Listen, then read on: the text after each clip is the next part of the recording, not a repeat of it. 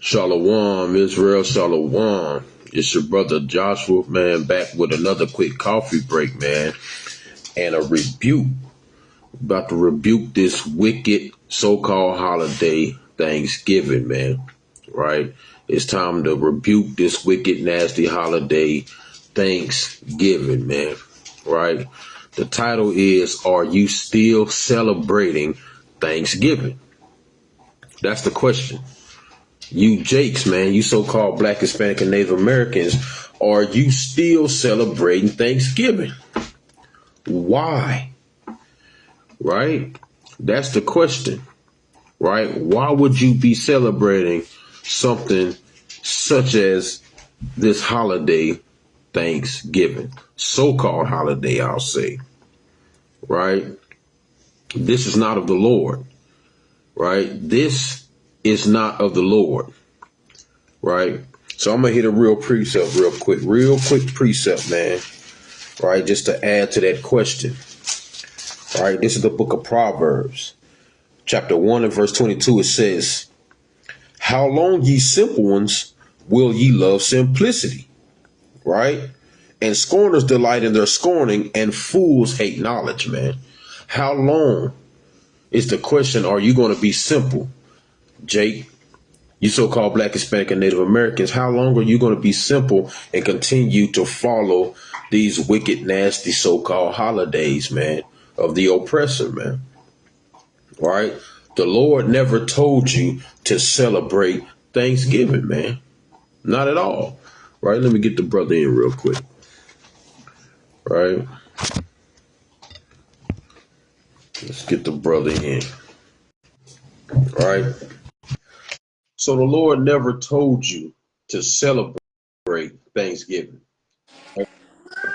Shalom, King. Shalom. Right? Matter of fact, the Lord said the opposite, right? Let's get a real quick precept. Right in Jeremiah, the classic in Jeremiah. And it reads, this is Salaki, Jeremiah 10, and I'll start at verse 1. It says, Hear the word which the Lord speaketh unto you, O house of Israel. Thus said the Lord, Learn not the way of the heathen, and be not dismayed at the signs of heaven, for the heathen are dismayed at them. For the customs of the people are vain, man. The customs of the people are vain. It's vanity. It's for nothing. It means absolutely nothing. And it's definitely not in your benefit, you so-called Black, Hispanic, and Native Americans.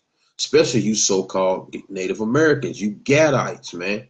Why would you be celebrating something like this? It's the reason why the Lord said, don't follow the way of the heathen. Because majority, if not all, which really all of these so-called holy holidays are rooted and backed in some type of idolatry or wickedness, right? Something that, on the left-hand side, all these things have a dark origin to them, man, right? So let's get into a little bit of the origin of the so-called holiday Thanksgiving, man, right? Brought up this article real quick, man, to get in some of the basics or the beginning of what Thanksgiving is truly about and what you're actually celebrating, man, right? So this is what was called Massacre Day, right? Massacre Day, right? So I might not read all of it, man. It's not a lot, but it's still plenty, right? So let's go into it. It says, in 1621, colonists invited Massasoit, chief of the Wimapongs, right, if I'm saying that right, Wimapong, to the feast after a recent land deal, right? Massasoit came with 90 of his men. The meal is why we still eat a meal together in November, celebrated it as a nation, right? So it says, but that one wasn't a Thanksgiving meal. It was a land deal, right? So this was a land deal meal. First of all, right, these colonizers come over to settle in a land that was not theirs, and then they create a meal, right, to try to make a treaty with these people to basically take part of their land from them, man, right? And this is what I ancestors did when they made covenants with one another, man, they sat down with meals, right? And they signified it with a meal together. They broke bread together. So this is what these people are doing. They're sitting down with a meal, right? And it said 2 years later, there was another similar meal meant to symbolize eternal friendship, right? 200 Indians dropped dead that night from supposed unknown poisons, man. 200 Gadite brothers dropped dead from an unknown poison, man. This is supposed to be a meal to commemorate friendship, to symbolize eternal friendship, man. But all of a sudden, 200 brothers, right, end up dead from an unknown poison, man. Right? The Lord warned you a long time ago not to trust these people, man. That's why you don't join hand in hand with these people, right? Let me get a precept real quick on that before I move on, right? This is the book of Sirach, right? Ecclesiasticus chapter 12 and verse 10. It says, never trust thine enemies, for like as iron rusteth, so is his wickedness. Though he humble himself and go crouching, yet take good heed and beware of him, right? So he said he come humble himself, man. He's presenting a meal to come and make a treaty, right? And sign a couple of papers and, oh, I take this land, you take that land. We can live forever. We can be friends. You know, we can do this and do that, man. He said, though he humble himself and go crouching, take heed, take good heed and beware of him, that thou shalt be unto him as if thou hadst wiped a looking glass. And thou shalt know that his rust have not been altogether wiped away, man. Right? Because this man is, he's secretly trying to take you, man. Everything you had, right? He's secretly trying to take and establish his own dominance in the so-called Native Americans' land, man. Right? And it says, set him not beside thee, lest when he have overthrown thee, he stand up in thy place. Right? So this was on the minds of these people, man. They wanted to overthrow the Gadites, man, and take the place of these brothers, man. And this is exactly what they did, man. Right? So I'm going to read on a little bit more in this article real quick. Right? So it says, by the time that the Massasoits, the son, right, Massasoit's son, Metacomet, became chief, there were no Indian pilgrim meals being eaten together. But Metacomet, also known as King Philip, was forced to sign a peace treaty to give up all Indian guns. 3 of his men were hanged. His brother Wamsota was let's say, very likely poisoned after being summoned and seized by the Plymouth court, all of which led to the first official Indian war. The first war with the Indians, King Philip's War. 3 years later, the war was over and Metacomet was on the run. He was caught by Benjamin Church, captain of the very first American Ranger Force, and an Indian by the name of John Elderman. Metacomet was beheaded and dismembered and quartered. They tied his 4 body sections to nearby trees for the birds to pluck. John Elderman was given Metacomet's hand, which he kept in a jar of rum for years to take around with him, man. So you see how wicked and nasty these people are, man, right? They taking body parts, man, hanging it on trees. They taking hands and putting it in rum, walking around like it's a trophy, man, right? And there's a little bit more on this. It says, and charged people to see it. Metacomet's head was sold to the Plymouth colony for 30 shillings, and the going rate for the Indian head at the time. The head was spiked and carried through the streets of Plymouth before it was put on display at the Plymouth colony for the next 25 years, right? And it says, in 1637, anywhere from 400 to 700 Pequot were gathered for an annual green corn dance. Colonists surrounded the Pequot village, set it on fire, and shot any Pequot who tried to escape.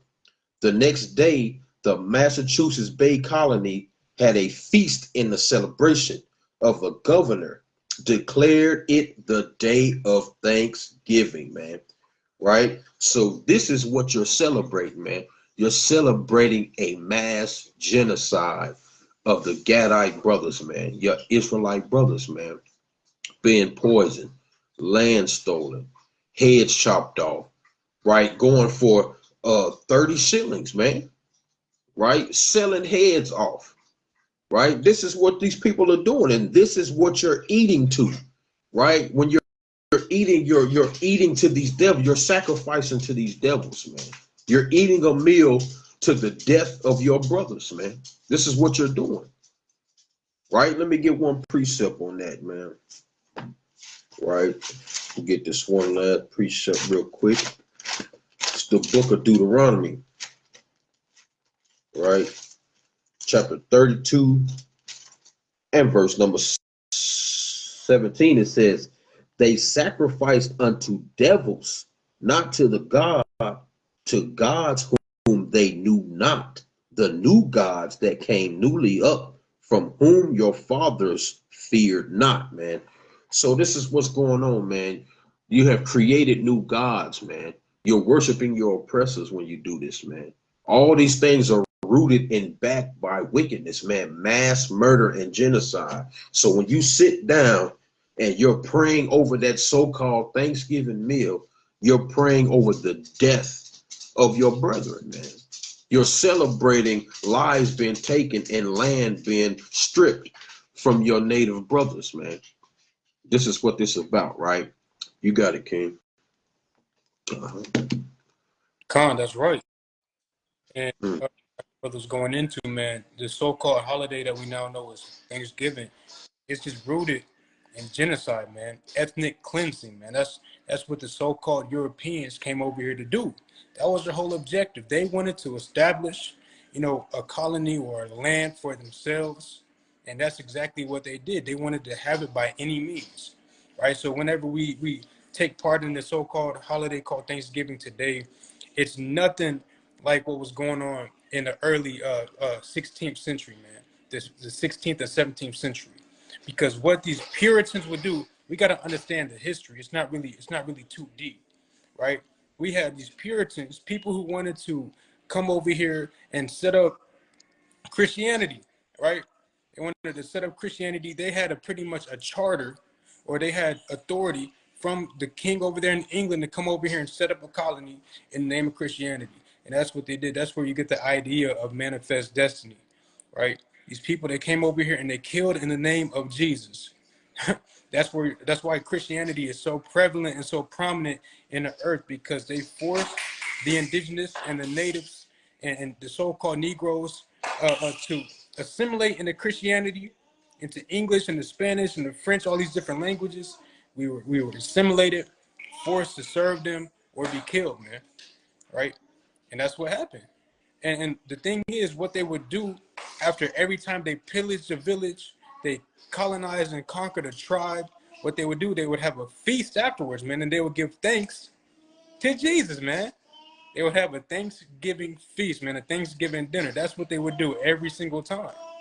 But again, what they're going to do, they're going to try to say, oh, man, the natives and the pilgrims, they got along and they helped them out. They helped them survive the harsh winters and, the brutal summers. They taught them how to sow and till the land. They taught them how to grow crops and be agricultural. That's what they want you to think, so that everybody can get along in 2023, man. Right? The ideology that everybody can come together, live peaceably, and be one, man. But that's not what was going on. There was over 100 wars, over 100 documented. This is just documented. Over 100 documented wars between the Europeans and the native and indigenous people, man. We're talking about hundreds of thousands of natives dying, man, in the line of battle, fighting against these Europeans because they did not want them to take their land. And these Europeans, on the other hand, they were trying to take everything that they had, right? So the idea that, they were bringing them in, hugging them, holding hands, and having this breaking bread, this turkey picnic, man, it's all a lie. It's all deception. Over 400 treaties have been broken between the natives and the so-called white man, man. Esau, because he is the devil that the Bible speaks of. Let me get a precept on that real quick. Right? This is the book of Psalm chapter 55 and verse 20, man. Right? Psalms chapter 55 and verse 20. And it reads, Psalm 55 and 20, it reads, he hath put forth his hands against such as be at peace with him. Right? He hath broken his covenant. Because, yeah, whenever the natives, whenever they did first encounter them, yeah, they were aggressive towards them. They were defensive because they didn't know them. They wanted to inquire diligently upon who they were encountering, right? But of course, our people being loving, having those open arms, extending peace to people, right? We brought them in, and we taught them how to bathe. We taught them how to till the land. We taught them how to survive over here, man. Right? But what did the Lord say about Esau? Salakia. Hey. What did the Lord say about Esau? It says, he hath put forth his hands against such as be at peace with him. He hath broken his covenant, man. That's all the treaties that he's ever broken with the so-called Black, Hispanic, and Native Indians, man. Constantly, he always comes with peace. He always comes docile and subtle, man, like a serpent. It says, verse 21, the words of his mouth were smoother than butter, but war was in his heart. His words were softer than oil, yet were they drawing swords. Salaki, I'm gonna let you take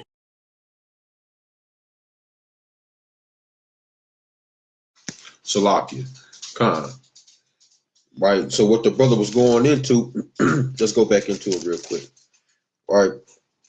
It's the book of Psalm chapter 55 and verse 20. It says, he hath put forth his hands against such as at peace with him, and he hath broken his covenant, man. Because that's exactly what happened, man. When they stood afar off and seen those ships coming, man, right? And when they landed and got off those ships, these so-called colonizers, man, these Edomites, man, was full of scurvy, right? Bringing so-called roaches, man, rats with them, right? Dying of diseases, nasty, filthy, not able to bathe their own selves, man, or to live or cultivate the land, right? So the brothers had extended a hand to them, right, to teach them, to keep them alive, right, to show them the customs of the people and give them portions of the land so they can survive and grow, right? And they put forth their hand with a smile, right, with peaceable talk, right, shaking hands and so-called making covenants, man. But they broke every one of them, man, right? And it says, verse 21, the words of his mouth were smoother than butter, but war was in his heart. His words were softer than oil, yet were they drawing swords, man, right?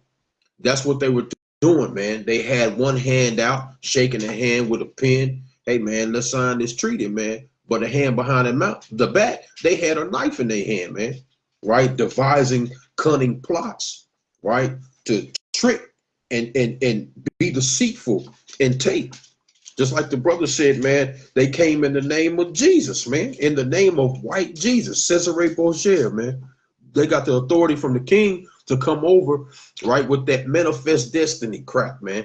As soon as they step their foot on the land, they take that, right? They take that from you, and that's it. There's nothing else to it, right? They take it and they claim it for themselves, right? And this is what them people did, man. Right, go ahead. You can pick it back up. Con. This is the book of Psalm chapter 35 and verse 19. It says, let not them that are mine enemies wrongfully rejoice over me. And that's what they were doing. And that's what they still do to this very day. Every time you blindly celebrate a so-called Thanksgiving, right? And then they give you this fictitious, man, a pilgrim and native sob story, how it's all love, man. You're wrongfully rejoicing over the dead bodies of the indigenous men, women, and children. They brought up the Pequot Wars, man, where the damn Europeans, they killed over 700 Pequot Indians, man, right? And most of them were women and children, right? I'm going to read again. It says, let not them that are mine enemies wrongfully rejoice over me, neither let them wink with the eye that hate me without cause. And what reason did they actually have to hate the native Indians, man? They came and took their land. Can you hear me? Come on. It says, for they speak not peace, but they devise deceitful matters against them that are quiet in the land. You see that? They devised crafty counsel. They come together. That's what they did. They were plotting on how to overthrow the Gadites, man. The Reubenites, the Issacharites, man. The Zebulonites. That's what they did for over 500 years. And they're still doing it to this day, right? They're plotting on the Israelites, right? They're taking crafty counsel on how to kill us because we want nothing more than to dwell quietly, than to live peaceably, right? But hey, man, it's time for us to understand we cannot be partaking in these wicked holidays because it has nothing to do with us. A lot of times it has everything to do with them celebrating killing us, man, or us. You see, this is the thing, right? I was thinking about this earlier. Them creating Thanksgiving, we got to understand Thanksgiving wasn't made a federal holiday until Abraham Lincoln declared it an official holiday in 1863. What did he do in 1862? Man, he wrongfully executed over 300 Dakota natives, man. Right? He wrongfully they were what's it called? They were convicted wrongfully, right? They had an unfair trial and they were convicted wrongfully. Over 300 of them were sentenced to death and 38 of them were hung. They were lynched, man. That's what he did the year before he made the holiday of Thanksgiving. So while we're over here acting like everything is supposed to be thankful for, when in reality, you're supposed to give thanks to the Most High every single day for what you have, right? But, hey, Abraham Lincoln made that holiday right after he's executing and slaughtering natives, man. It's no different than them giving us a so-called federal holiday called Juneteenth, man. What were we doing? What were we doing, man? We were slaves. What kind of recompense or reimbursement has been given to the so-called black man, right? How have they paid back the Gadites? All the Gadites that have died over here had to walk the trail of tears, man, right?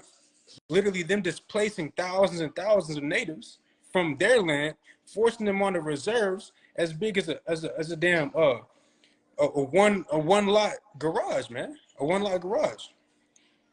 So hey, we got to understand, man, everything that they've been telling us is a lie. I don't know if you haven't got it by now, then you just don't care, right? And that's the biggest way that you're gonna fall. You're not caring. You're just walking blind and not giving a damn. You don't care if your shoes untied, right? You don't care if there's a puddle right in front of you that you could easily slip and fall on and break your neck, man. That's the way that you're walking blindly, by just following whatever the white man gives you. Because like the brother brought out, hey, the white man, he poisoned the brothers. He poisoned the Gadites. They came over here with all these diseases because they were careless. They didn't truly prove a friend, right? And I'm gonna just get one more precept and then I'll pass it back to you, right? I'm gonna get that in second, Sirach chapter 6 and verse 7. It says, if thou wouldest get a friend, prove him first, and be not hasty to credit him. For some man is a friend for his own occasion, right? That's the only reason that the so-called white man ever tried to befriend Gad in the first place, because he had a reason to, right?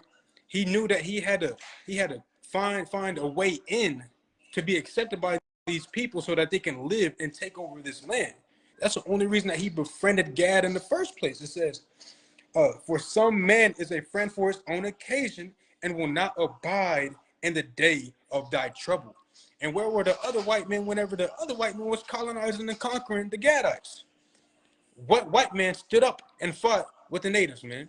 What European country, what European kingdom came over and helped the Gadites fight for their land, fight for their freedom, fight for their liberation? All right? But you got it. God, Shalakia, not one, man. You know, and that's the answer, man. Not one stood up and fought with now one of them, man. Right? This is the book of Micah, chapter 2 and verse 2, man. It says, and they covet fields and take them by violence, and houses and take them away. So they oppress a man in his house, and even a man and his heritage, man. And that's what they did. They came over, man, and they took field by violence, man. Right? They overthrew, they oppressed, right? They destroyed, they raped, robbed, and they pillaged, man. Right? They took the sisters, man, hung them upside down, cut their stomachs open, man, let the babies come out, man. The dogs eat them. Right? They took the heritage of the so-called natives away. That's where you get the $5 Indian from, man. Now they call themselves natives, man. Right? They literally signed a piece of paper for $5, and now they have the native heritage, man. Right? They own land. They own these casinos. They do all these things, man. They took away the heritage of these people, man. That's why every time you walk around and you see one of these Edomites, man, you say your nationality, oh, man, I'm about 17% Cherokee. It's always Cherokee, man. Every time you ask them a question, it's Cherokee, man. What, y'all don't know no other tribes out there, man? No other brothers out here, man. It's always the Cherokee, man. You know, but this is what they do. They take your heritage and then they give you religion. And that's exactly what they do. That's the reason why a lot of our natives or so-called Hispanic brothers, which are natives, man, right? They call themselves Catholics, right? Because they come from that so-called universal religion of Catholicism that was brought over with Cesare Borgia, man, right? And they forced it upon the people, man, right? Let me get this precept real quick, the Wisdom of Solomon, right? Real quick, Wisdom of Solomon, chapter 14 and verse 15, right? I'm gonna start at 15. It says, for a father afflicted with untimely mourning, when he had made an image of his child, soon taken away, now honored him as a god, which was then a dead man, and delivered him to those that were under him, ceremonies and sacrifices. So that's what Esau did. He came over here, man, and he was bearing a banner, man, of white Jesus, man, and Catholicism, man, and various other things, right, and made them to bow down their neck to serve them and worship these other gods, man. And it says, thus in process of time, an ungodly custom grew strong, was kept as a law, and graven images were worshipped by the commandments of kings, right? Who was that king? King George, man, right? That gave them authority to come over here and take the land in the name of who? Jesus, aka Cesare Borgia, man, right? Taking and putting that nasty philosophy on them. And now, guess what? Everybody you come across that's a so-called native or Hispanic, what religion they claiming? Being Catholicism, being a Catholic, man. Worshiping that Mary, worshiping that white Jesus. And then it translated over to Christianity, which our brothers, the so-called Black, Hispanic, and Native Americans all worship that thing, man. But the Lord told you to be, he warned you about that, man, right? You deviated from his laws. Now you're dealing with things that were not of your forefathers, man, that they never knew, right? It was a warning from the Lord that these things were going to happen, man, right? This the book of Colossians, real quick, chapter 2 and verse 8. It says, beware lest any man spoil you through philosophy and vain deceit, after the traditions of men and after the rudiments of the world, and not after a Mashiach, man. And that's exactly what happened. You got plundered, pillaged, raped, robbed, murdered, your identity, heritage, your land stolen and taken away from you. And now you have added on to these other nations, their philosophies and teachings. And now your whole understanding of who your God is and what your customs and heritage was, now is completely erased, man. And now Gad was overcome by these people. Right? It was a prophecy long ago in the book of Genesis that these things would happen to the Gadites, man, that they would be overtaken due to their sins, man. Right, let me get that real quick, man, and I'll pass it back. Yeah, be careful.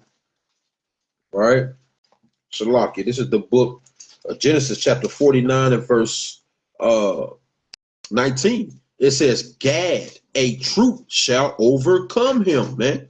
Right? What happened to the Gadites, man? Those troops, they came over and they overcome the Gadites, man. Right? Took their land. You ever heard something called the Trail of Tears, man? Right? These things happen in the past. These things are true. These are not just stories that you learn in school, right? That's watered down and glossed over. These things are true. Total massacre and destruction and death of a nation.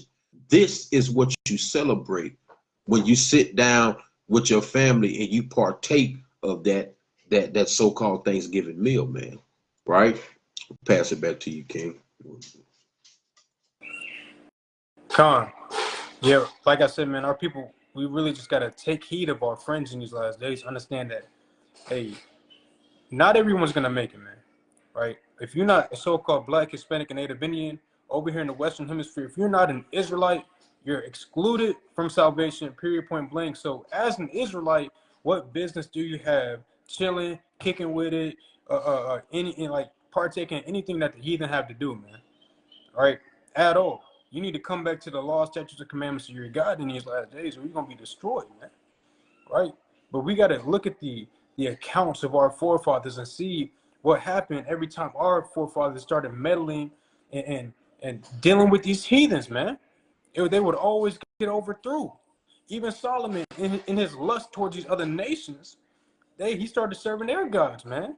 We got to stop dealing with these heathen, man. Salakia. We got to stop dealing with these heathen and their customs, man. Let me get this set up real quick. Right? Con. Right, Salakia. But let me read this real quick. This is the book of 2nd Ezra, Salakia. The book of Sirach, chapter 6 and verse 13. And it reads, Separate thyself from thine enemies and take heed of thy friends. And your friends should be those that know to fear God and keep his commandments in the last days, man. Those should be your friends. Those should be your acquaintances, your companions. Let me get another one. Let me get that in Sirach 37 real quick. Sirach chapter 37 and verse 12. Sirach 37 and 12. But be thou continually with a godly man, whom thou knowest to keep the commandments of the Lord. Right? So you got to be continually with someone who's godly, who knows to keep the commandments of the Lord. Because they're not keeping no commandments at these so-called Thanksgiving dinners, man. They're eating all type of abominable and unlawful foods. Ham, pork, damn, hey, anything you can imagine, man. Right? And where do they get that custom from? Slavery, man. Being forced to eat those abominations, right? They're throwing slop in front of you, and now you eating slop and giving thanks over it, man. That's off. That's an abomination unto the Lord, man. So you got to be with someone who knows to keep the commandments in these last days and separate from your damn enemies, man. Anything that's has to do with with Esau, the so-called white man, anything that has to do with him, you need to flee from him, man. Right? Let's go back to that 2nd Ezra, not second. I keep saying 2nd Ezra, right? But that Sirach, we're going back to that Sirach 12. You already brought it up, but I'm gonna read it again. All right, Sirach chapter 12 and verse 13.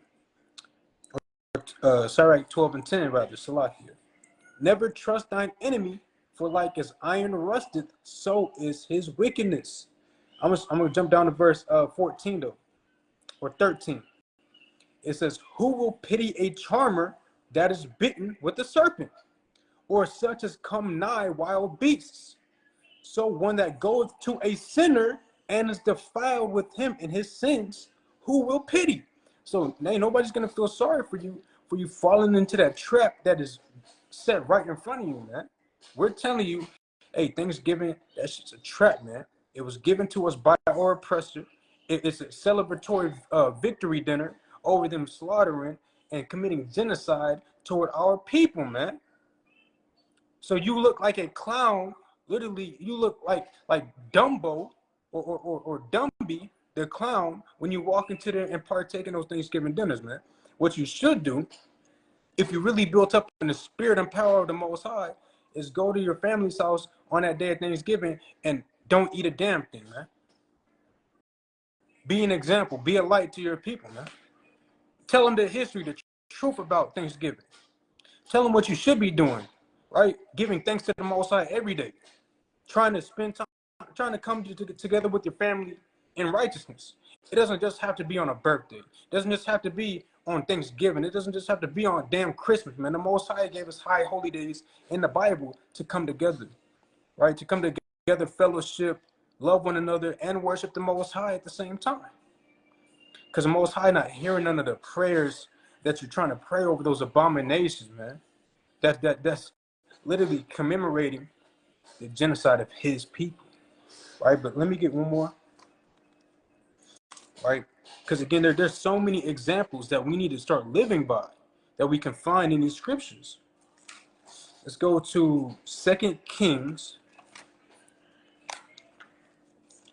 2 Kings chapter 20, and I'm going to start at verse 12, right?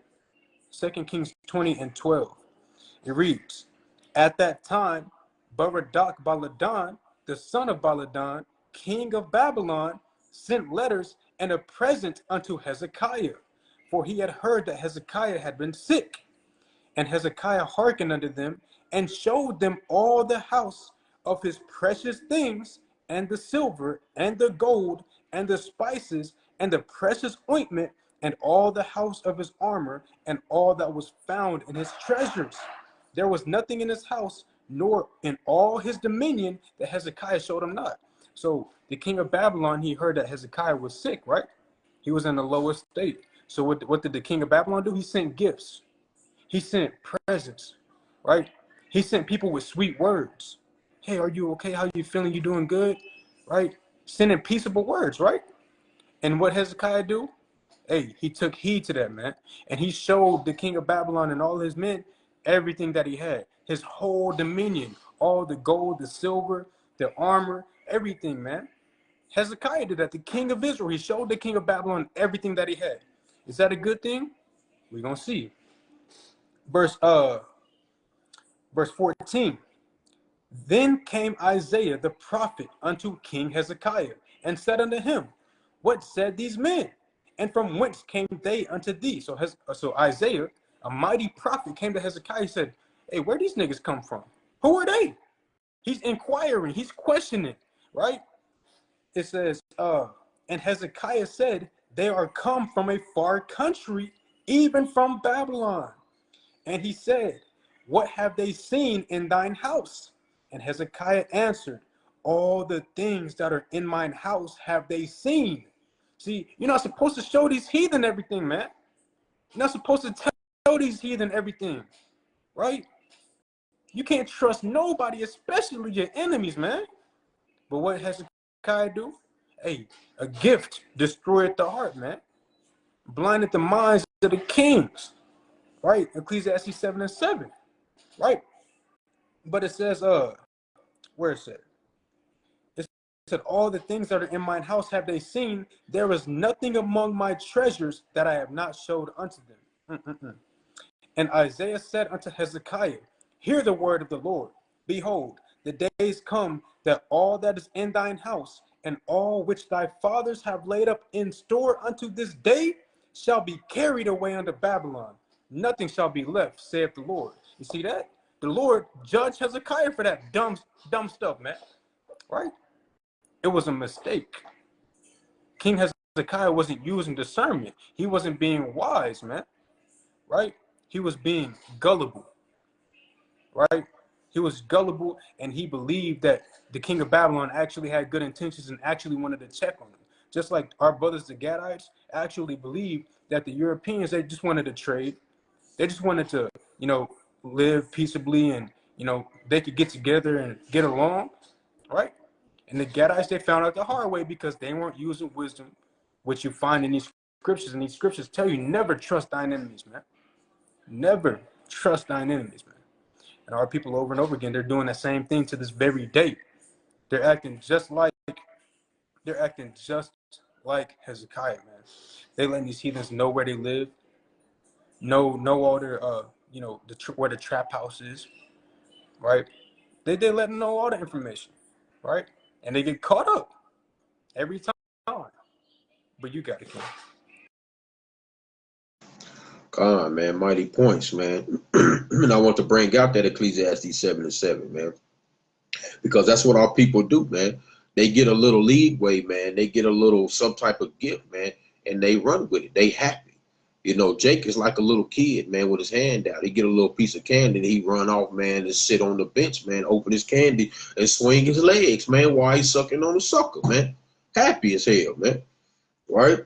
Just the book of Ecclesiastes, chapter 7 and verse 7, it says, surely oppression maketh a wise man mad, but a gift destroyeth the heart, man. A gift destroys the eyes and the mind of a wise man, right? When you're handed something, you forget about all the oppression that happened to you, man.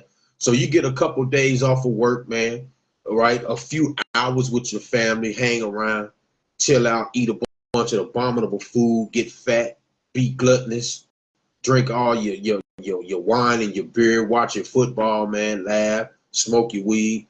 You're happy about that, man, because you feel like none of those things are happening anymore in this day and age. Oh, that was the past. We got to get over that, right? What happened? What happened? Not all of them are bad.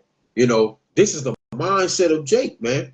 Just because they said, okay, well, hey, yeah, we did all those atrocities to your people in the past, but guess what? Let's forget about it, and I'll give you a couple of days off of work, man, and I'll let you eat a meal and get some time with your family. I'll even give you a little bonus, man, right? The Lord said a gift will destroy the heart, man, and Jake is happy like that, man. They happy as children, and then they start to follow over time the customs of these people, and they enjoy it, and they incorporate themselves with this, man. And like I said, the Lord is not dealing with that, man, because our forefathers have always failed when they join league with these other nations, man. Right? So let me get a real quick precept. The book of Jeremiah, chapter 2 and verse 25, it says, withhold thy foot from being sodden and thy throat from thirst. But thou saidest, there is no hope. No, for I have loved strangers, and after them will I go, man. Right? That's what Jake does. He loves strangers. He loves being with other people. He loves being around these other nations, man. He loves to follow the customs of these people, right? Just like he mentioned, King Solomon, the wisest king of all. How did he fall? By dealing with other nations and being overthrown by their customs, their religions, their philosophies. King Hezekiah, the same way. These things happen because we choose to deal with these other people, man. And from what is then is now. There's nothing new under the sun. We still do the same things, man. Right? Let's get another account real quick. Let's go back to the Apocrypha. Let's go to First Maccabees, man. Chapter 1 and verse 41. And it reads, moreover, King Antiochus wrote to the whole kingdom that all should be one people, and every one should leave his laws. So all the heathen agreed according to the commandment of the king. Yea, many also of the Israelites consented to his religion, and sacrificed unto idols, and profaned the Sabbath, right? The king had sent letters by messenger unto Jerusalem and the cities of Judea, and they should follow the strange laws of the land. And that's what these laws are, man. Thanksgiving, Christmas, man, birthdays, man, 4th of July, all these things. These are strange laws. These are strange holy days to us, man. Right? I can't even call them holy days. They holidays, man. Right? Our days are holy days, man. Right? And when you commit to these things, you start partaking of the sins of these people, man. Like that nasty, wicked pork that they eat, man. Our forefathers knew better to touch that, man. They knew not to deal with that nasty food, man, that abomination. The Lord told you not to eat the abomination, the pig, man. Don't deal with it. Now you eating the pig. Now you dealing with gumbo. You got all kind of shrimp, crawdads, damn chitlins, man. All that, man. The Lord said that's an abomination to him, man. Right? It's like vomit in the nose of the Most High, man. Right? Let me get a precept real quick. This is the book. Let's see. This is the book of Isaiah. Right? This is the book of Isaiah. I believe it is 28 and Isaiah 28 and 8.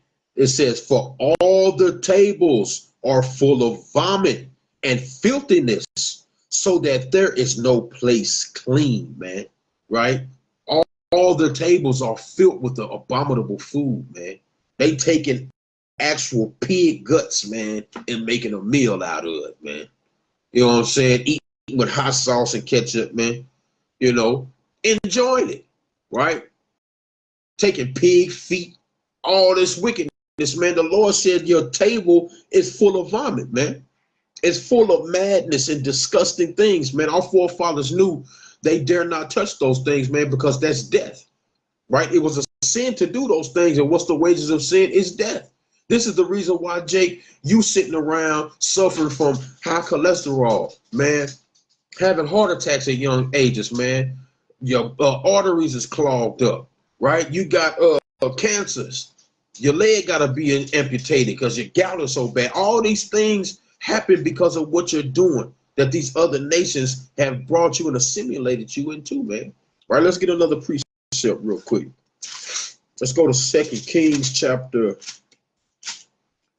4 real quick. This is the book of 2 Kings chapter 4 and verse number, let's go to verse number, let's start at verse number 40, right? This is Elisha, man.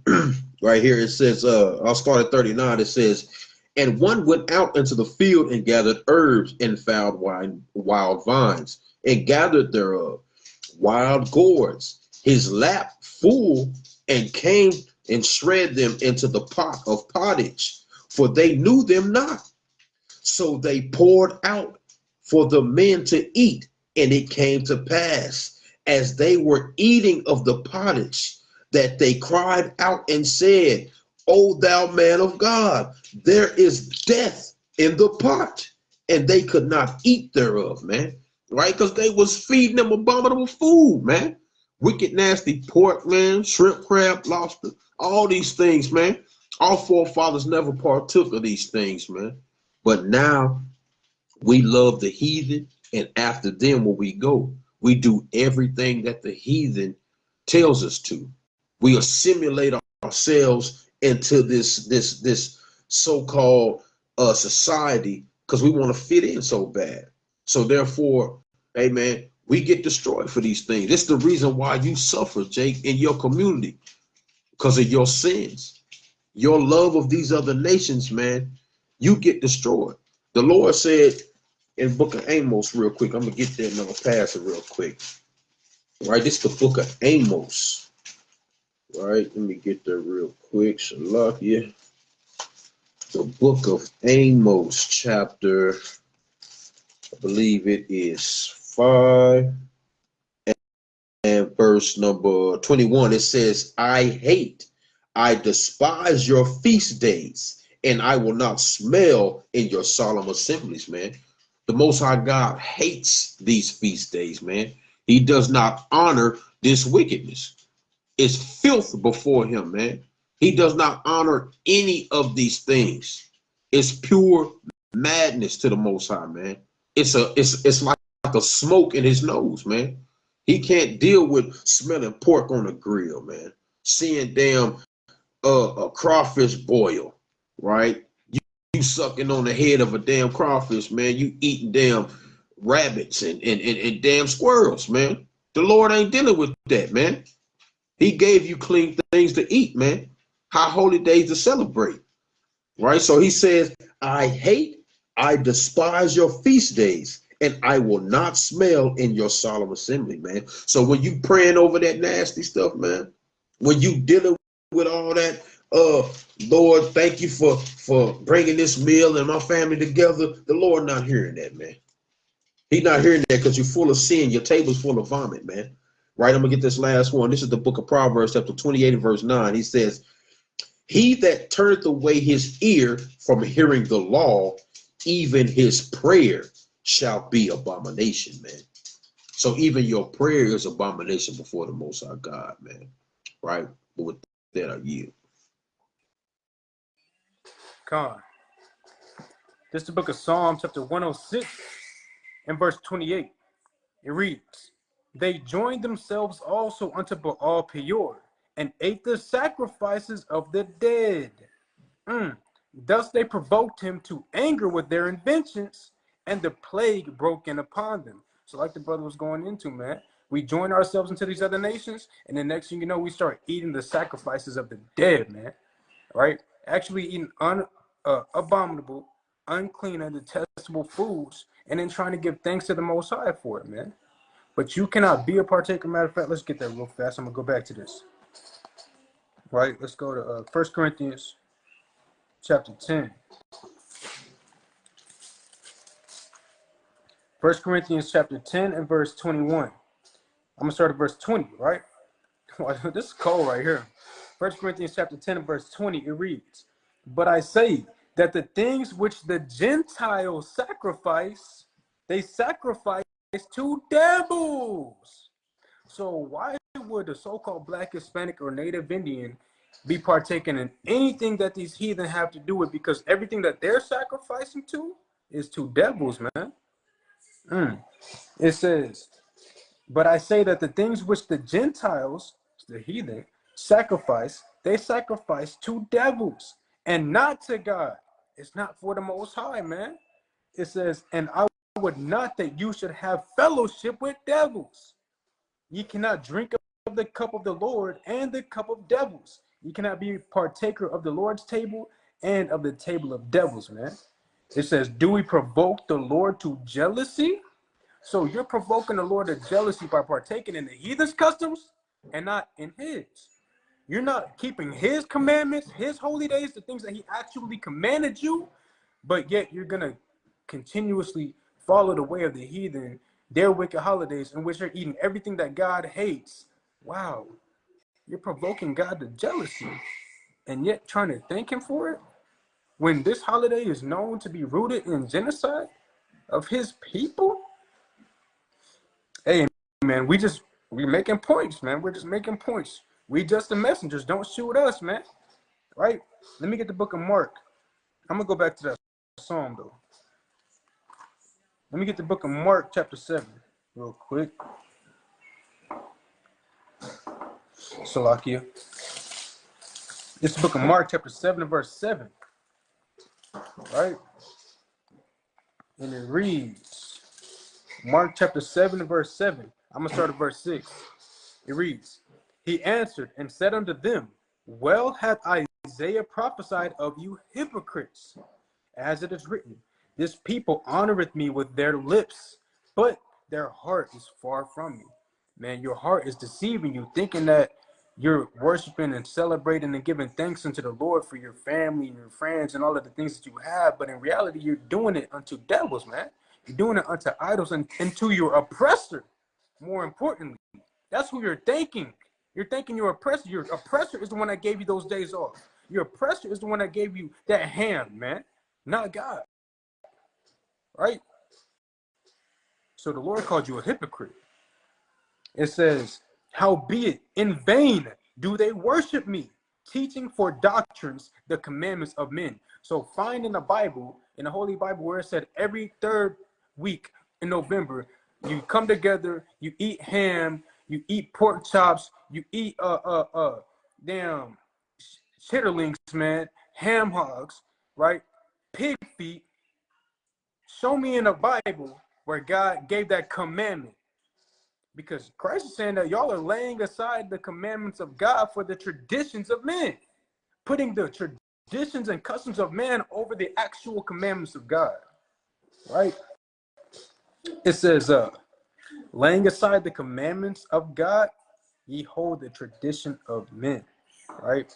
So now let's go back to that Psalm 106, right? Psalm 106, and I'm gonna jump down to verse 35. I'm gonna start at 34. It says, "They did not destroy the nations concerning whom the Lord commanded them."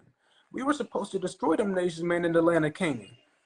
The Lord told us to. The Lord gave commandment unto Joshua and the Israelites to kill all the Canaanites, and we didn't do it, man.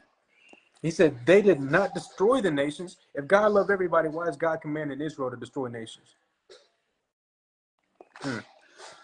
It says, "But were mingled among the heathen and learned their works. And they served their idols, which were a snare unto them. Yea, they sacrificed their sons and their daughters unto devils, and shed innocent blood, even the blood of their sons and of their daughters, whom they sacrificed unto the idols of Canaan. And the land was polluted with blood. Thus were they defiled with their own works, and went a whoring with their own inventions," man. And that's what you're doing, man. You're actually sacrificing your sons and your daughters whenever you're having them partake in a heathenistic custom in which is fully set in idolatry, man. You're sacrificing them unto devils, man, because God is going to destroy them as he destroys you, the parent, for not leading your household in the direction of his laws, statutes, and commandments, man. Right? Let me get one more precept on passage. This is the book of Exodus, Exodus chapter 23 and verse 2. Exodus 23 and 2, it reads, "Thou shalt not follow a multitude to do evil," right? We cannot be following the multitude into whatever, man. Didn't Yahweh Shai say the blind shall lead the blind into a ditch, man? Didn't Yahweh Shai say that the gate leading to hell and destruction is very broad, very wide, and there's many that go into it? So you need to analyze, look into the history of these things, see if it lines up with God's commandments. If it's not, then more than likely it has something to do with idolatry, and Thanksgiving most definitely does. Has to do with idolatry, has to do with genocide of our people. Why should you partake in it? Because the world wants you to? Because if you don't decide to, you're going to look lame or weird or dumb or stupid or different, because that's what they're going to call you. They're going to call you all those names and stuff because you don't want to partake in the things of the world. But in 1 John chapter 2, it tells you, "Love not the world nor the things that are in the world. For all that is in the world, the lust of the eyes, the lust of the flesh, the pride of life, is not of the Father, but is of the world." So we can't follow the multitude into whatever the hell they're doing, because, hey, the multitude is going to get destroyed, man. We read about the mixed multitude that came out of Egypt, man. They got destroyed. So look, man, we got to repent. Stop following these damn heathen and their customs, and start following your God and his laws. All right? What you got? God, that's right, man. And Jake, you shouldn't be worried about, being different, man, and following the laws of the Most High, man. Right? Because that's what you were ordained to do, is follow the laws of the Most High, man. You're supposed to be separate, holy. He told you from the beginning, you are a holy people, man, to himself. You're severed from these other people. It's going to be weird to these people that, you're not following their ways, man. It's supposed to be like that, man.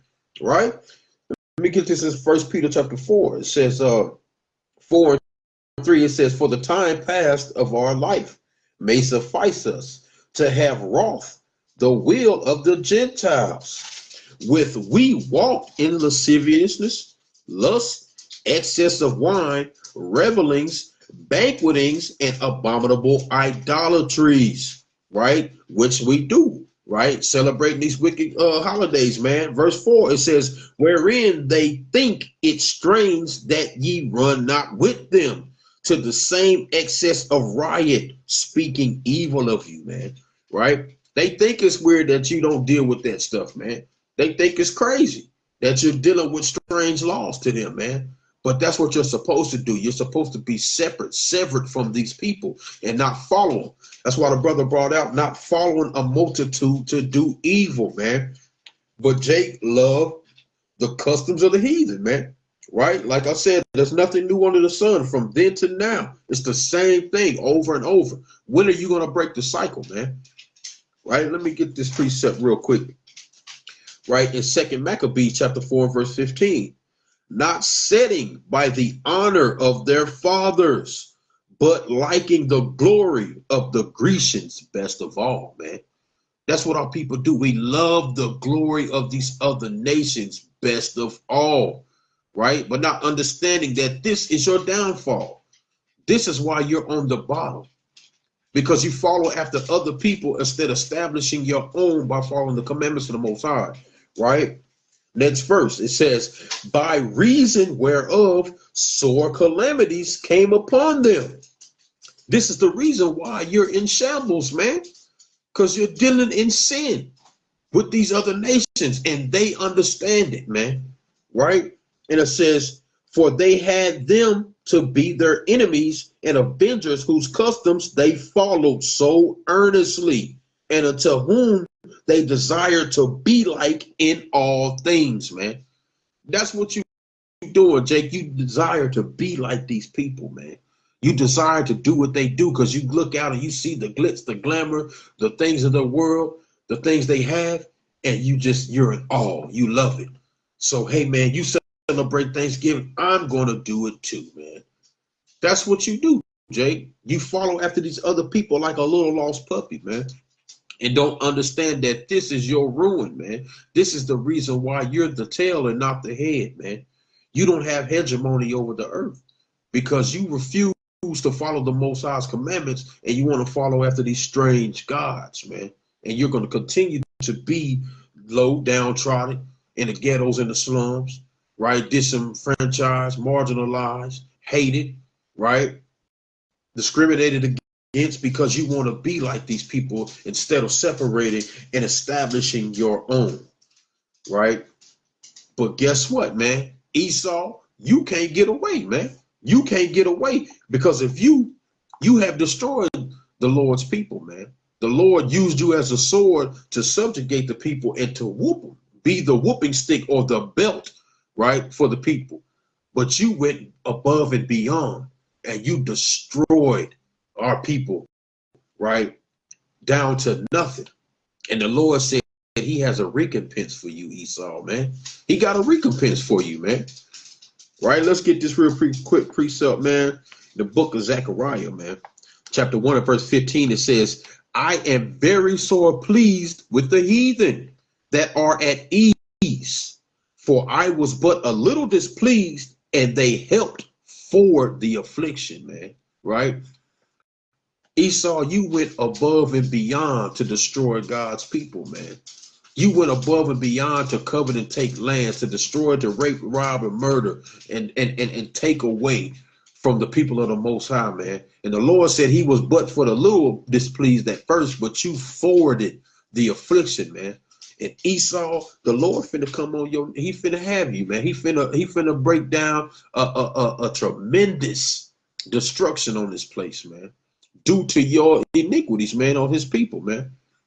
Right? This is the book of Habakkuk or Habakkuk chapter 2 and verse 12. It says, woe to him that buildeth a town with blood and established a city by iniquity, man.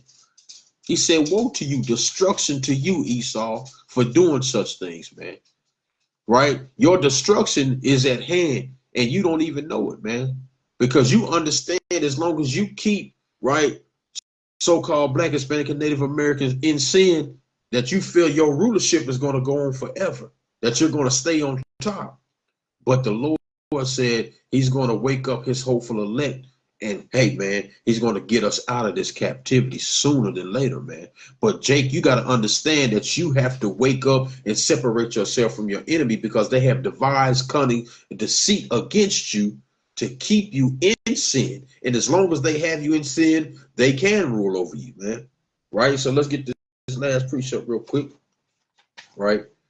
Then after this, you can, if you got anything else, you can bring it out or bring closing precepts, right? So this is the book, Salakia, of Judith, right? The book of Judith, chapter 5 and verse number 20, and it reads, Salakia, Now, therefore, my Lord and Governor, if there be any error in this people, and they sin against their God, let us consider that this shall be their ruin, and let us go up, and we shall overcome them. So that's how Gad got overcome, man. That's how, Jake, you're overcoming this world, because you continue to wallow in sin and do the things that are displeasing to the Most High, man. And it says, but if there be no iniquity in their nation, let my Lord now pass by, lest their Lord defend them and their God be for them, and we become a reproach before all the world, man. So Esau understands this, man. These other nations understand this. If they keep you in sin, they got you in a snare, Jake. But if you break loose and come back to the commandments of the Most High and serve the Most High in sincerity and in truth, then the reins are broke, the captivity is destroyed, and we can be liberated and go home, man. Jake, stop celebrating these wicked, nasty holidays, man. It's not for you, right? These holidays are not yours, man. Wake up and realize that it's not for you, right? Stop dealing and loving and you know, let me get one more precept, man, because this is Jake. This is you, man. I got to get this real quick, right? This is Jake, man, because Jake's so simple, man. You love it, man, right? This is the book of Isaiah chapter 30 and verse number 12. It reads, wherefore thus said the Holy One of Israel, because ye despise this word and trust in oppression, perseverance and stay thereon, man. Right? So you trust in oppression, man. You love it. And perverseness, and you stay thereon. Salaki. Right? You trust in oppression and perverseness, and you stay thereon, man. Right?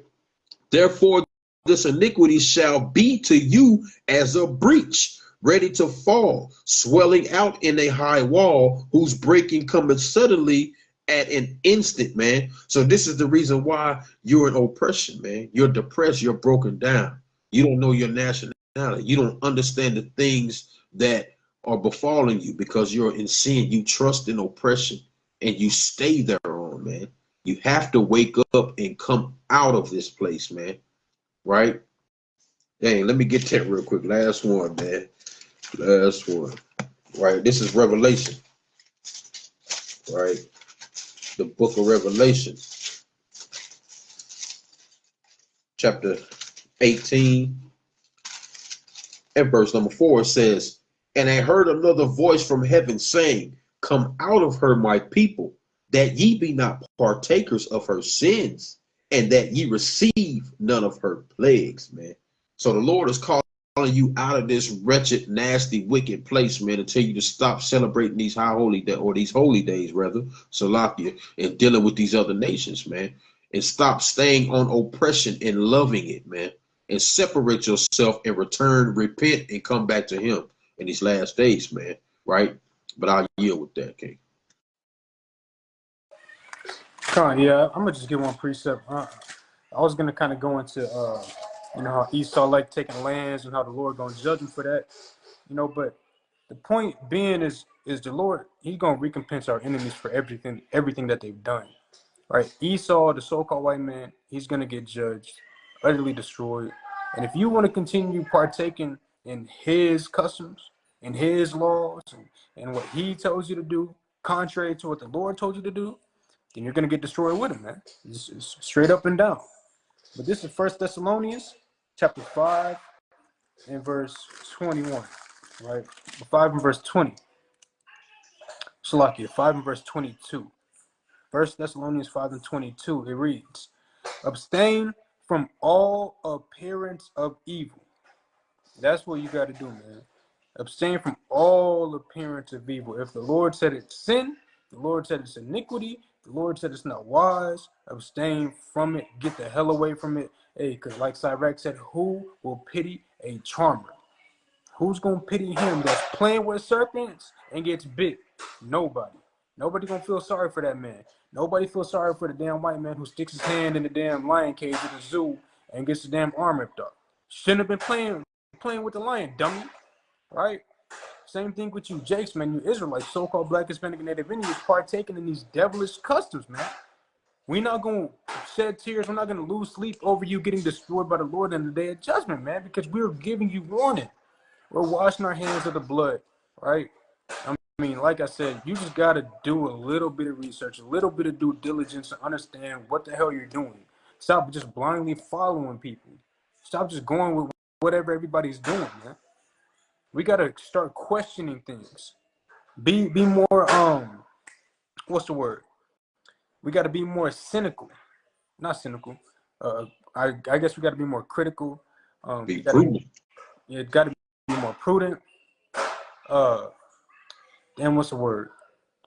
Anyway, we just got to be on point, question everything. Don't just follow blindly people, because people are going to lead you astray every single time, man.